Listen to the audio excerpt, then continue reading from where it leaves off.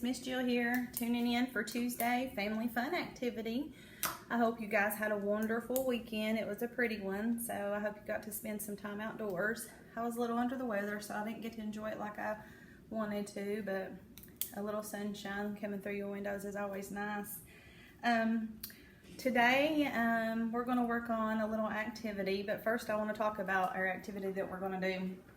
I know things are kind of out of the norm every day. We're just wondering what's going to happen, and things just aren't like our normal activities day to day, but you know, there's reasoning for all of it, and this isn't going to be forever, so we will be back to our normal activities back in the club soon. But in the meantime, I know that it gets frustrating at home and you get bored.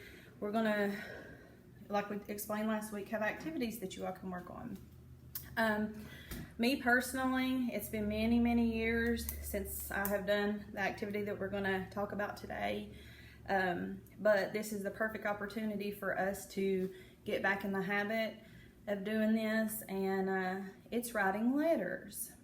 So I know that if you're stuck in the home with just your immediate family, your guardians, maybe a brother or sister, or whoever, if it's just you and your guardian, that it can be, you can get bored easily.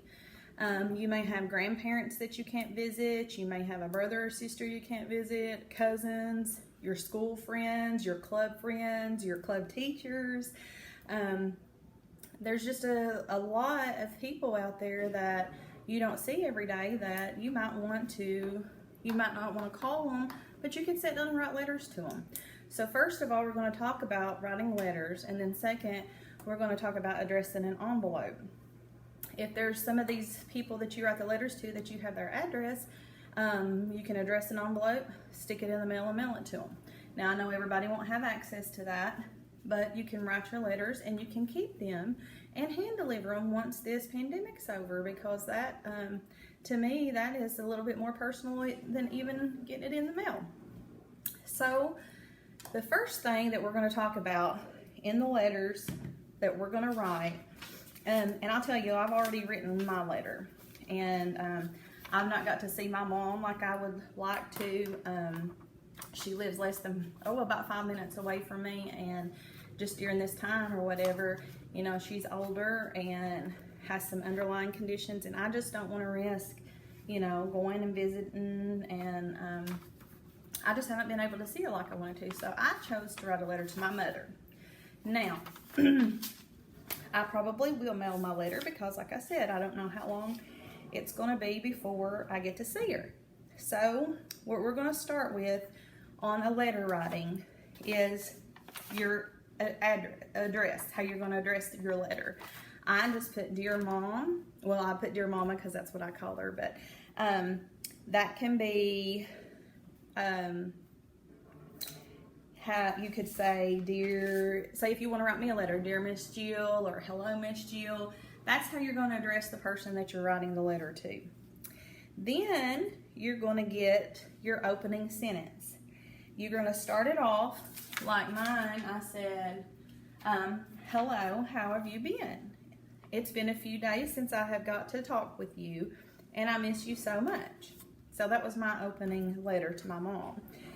You can ask, how are you? How have you been? How is life treating you? What have you been doing during this time at home? If it's your school friends, you can start it however that you choose to. But that is going to be your opening sentence of your letter. Then we're going to start with the body of the letter, and that can be whatever you want to talk about. You may want to say, if it's, say, your schoolmate, you could ask what they've been doing when they go outside, if they've been riding their bicycle, if they've been gaming or doing YouTube videos, or the, what is it now, the TikTok videos that you see. You know, I don't know how to do them, but one of the kiddos tried to teach me and Jacob one Friday, and, oh, well, that's a whole other story. So, anyway, you can just, you know, you can talk about in the body of the letter anything that you want to talk about. So when you get finished with and decide that you're wrapping your letter up, and, you know, you've said all that you wanted to say, you know, you have to end it with, you got the body, the closing. And like on my closing, my mom calls me sis, so I ended up love sis. That's how I close mine. You could end it with your friend, your school friend, however, you know, you want to end your letter. You'll end, say, your friend, comma, Jill. Is that if that's how you want to end your letter? And everybody's can be different. You don't have to do it that way. I will, after this video, there will be 2 templates on there that you can look at the letter on everything that needs to be listed in your letter and address in an envelope. So that will be along with the video. So once you get your closing, you're going to do your signature. You want to make sure you put your name on it. So if it's, you know, to one of your classmates, they'll know who it's from. If it's, a lot of you might want to write a grandparent or an aunt or uncle, a cousin, whatever it may be. You could say your cousin Jill or your granddaughter Jill or whatever it may be. That's just some examples that there is out there. You choose whatever you want to do. It's your letter and it's personal from you to whoever you write it to, so you can list in there anything that you want to do. So once you do that, we're going to fold the letter up, which, like I said, I've already did my letter, and I'm just going to lay it to the side. Because now what we're going to do is we've got our envelope, and we're going to address the envelope because I'm going to mail my letter. And like I said, you do not have to do this. This step is different, or is optional. If you want to get an envelope and put all your letters in one, and when you go back to school, deliver them, or when you go to visit grandma and grandpa, you can deliver them because your cousins might be there. Whatever you want to do, you can, that's your choice. But I've already addressed this envelope, getting ready, so we wouldn't have to sit through all of that. But the first thing you're going to do, and I addressed it to the Kaywood Ledford Boys and Girls Club, just because when I was thinking about this activity, I was actually, when we were on site working, so I just thought, I'll just put the Boys and Girls Club.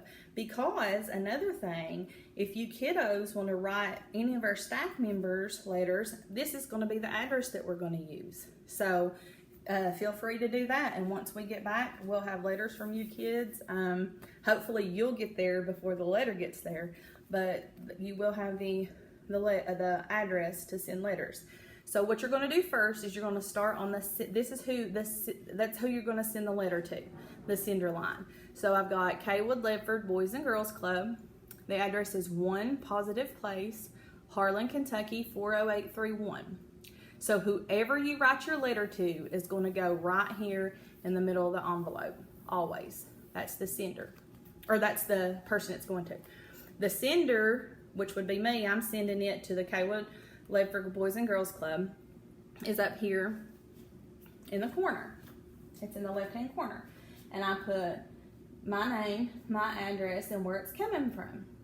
So down here is who you're sending your letter to, and up here is the sender, whoever the letter's coming from.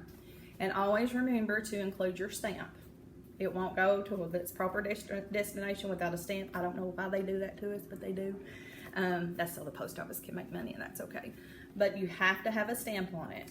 And I would just let your guardians look over your letter if you decide, just to make sure that you have the address, because it was real hard for me when I started mailing letters when I was younger. I would flip it. I would put my name here. So if you do that and you flip the addresses, you're going to send yourself the letter. So just make sure you have somebody look at it. Again, I will have a template of showing you how to address your envelope and the proper way to write an informal letter. You don't have to go by the way that I do it on writing the letter. You can write it however you choose to. Like I said, letters are personal. Everybody should be different. Nobody should be alike. But there's something else, now that we talked about that I was sitting here before I started this video that I thought would be a good activity. And I think I may start doing it too, because my youngest child is 20. He's soon to be 21, so he's not a baby anymore. But I have grandchildren, and we'll be having grandchildren. And I am going to start a journal. And I just feel like that's something important that we all could start. Kids, adults, You could start it maybe every night. You sit down and do a journal entry with your family. This is a worldwide pandemic that we're going through. This is going to be in history lessons years down the road. You see 100 years ago, they talk about the Spanish flu being a pandemic. This is the same thing, and it would be interesting. I mean, you know, we can remember a lot of stuff, but if you write down from day to day about how many days that we were out of school, or how many days you had to be home in a row, and what you did on those days, that's just something that would be interesting that you can go back and read and pass down to your children. And I know that sounds silly, but I mean, it is what it is. It is, like I said, this is a national pandemic, that will be talked about years down the road. And I won't remember that on Tuesday I did a family activity with you guys about writing letters and such. So I am going to start my own journal. I wish I'd have done it from the beginning, which I can probably go back on some days and do, catch up a little bit. But for sure, starting today, Tuesday, I'm going to start me a journal. And that's something, like I said, that's another activity in itself outside of writing lessons that you can do with your family. So I encourage each and every one of you to do that. Like I said, I don't think years down the road you'll be sorry going back. Us girls, we used to do diaries, and I know I had one when I was in elementary school. And when I got older, it was very interesting to go back and read it and throw it away after I read it. But anyway, that's just something that you all want to do and would be interesting in doing. So that's all I really have today.